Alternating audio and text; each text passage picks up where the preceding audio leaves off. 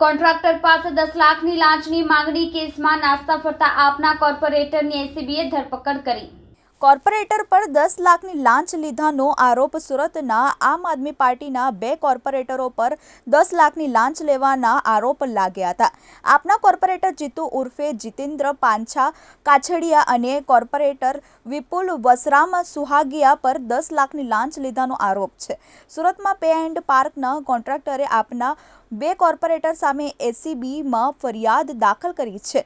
બંને કોર્પોરેટરની સાથે એક અધિકારી કર્મચારી પર પણ આરોપ લાગ્યા હતા। એક અધિકારી અને કર્મચારીની સંડોવણીનો પણ ફરિયાદમાં ઉલ્લેખ પે એન્ડ પાર્કના કોન્ટ્રાક્ટરે સીસીટીવી ફૂટેજ અને ઓડિયો રેકોર્ડિંગ સહિતના પુરાવો એસીબીને સોંપ્યા હતા।